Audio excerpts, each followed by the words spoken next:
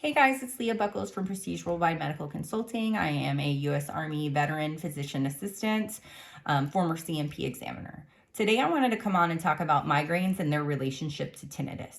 So a lot of veterans have service connection for migraines, and a lot of times it is secondary to their service-connected tinnitus, right? So tinnitus or tinnitus is a condition that veterans can develop. It's one of the more common conditions that veterans are service-connected for, and develops due to acoustic noise trauma experienced on active duty, right? So I myself have tinnitus. I had a moderate density MOS when I was enlisted. So I was a 68 whiskey. Well, it used to be 91.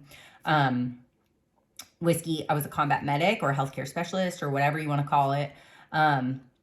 But there's a noise exposure chart. I'm going to go over that on another video that details, especially for the Army. Well, it's actually for each branch, mild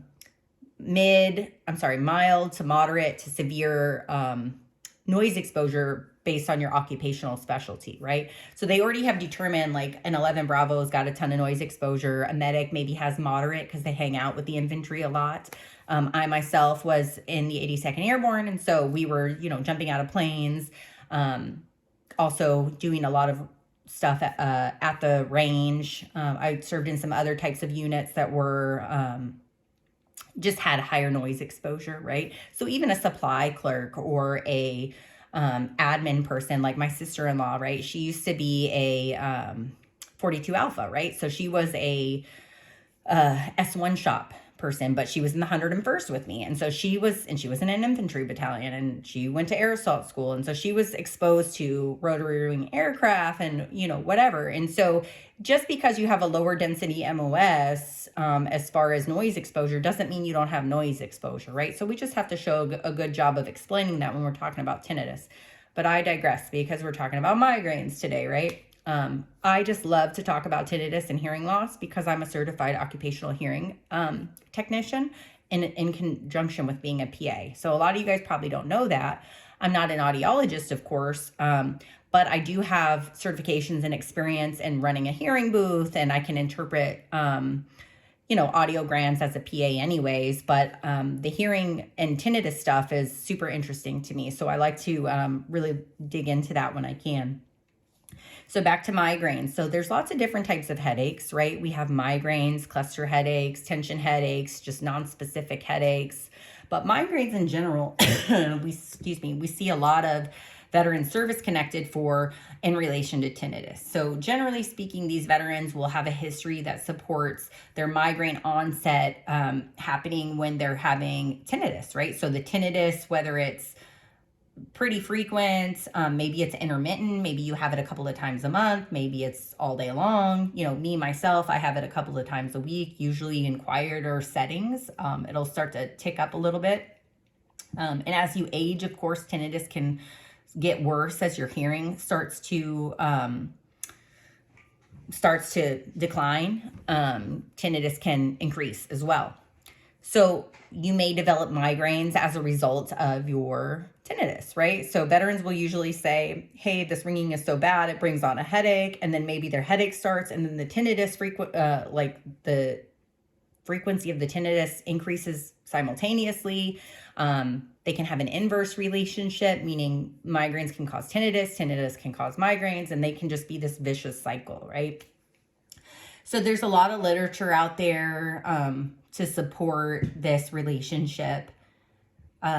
You can ask your doctor to kind of write you a letter for this. If you believe that there's a service connection, you can kind of look up some of this literature on your own. Hopefully you can get a positive opinion at a CP exam and get service connected for it. So one of the articles that I like to discuss in some of my letters talks about, and I'm going to just read straight from it, is that both animal studies and human imaging studies found that tinnitus is related to abnormal activity in the central auditory pathways as a consequence of auditory differentiation. In addition to activity changes in central auditory pathways, alterations in a complex network of attention, emotion, and memory-related brain areas have been demonstrated resembling changes in a similar network of cortical areas in chronic pain. Moreover, it has been proposed that pain, headache, and tinnitus overlap in the pathophysiologic mechanism by sharing specific alterations in thalamocortical activity. These neurophysiologic alterations, which can be detected at specific changes of oscillatory activity by magneto-electrocephalography, that's a mouthful, right? Have been described with the term thalamocortical dysrhythmia. Okay, so that's one of the articles that I will cite. It is called Tinnitus and Headache, and it is published in BioMed Research International in 2015. So you guys can go and Dr. Google that up, print it off, maybe highlight some of those sections, and discuss it with your treating provider, right? They may or may not agree. But again, your history has to kind of align with that. I mean, is it possible that those physiologic things are happening in your brain and you just don't even know it, and maybe you're not having tinnitus and then the migraine just happens? I guess maybe.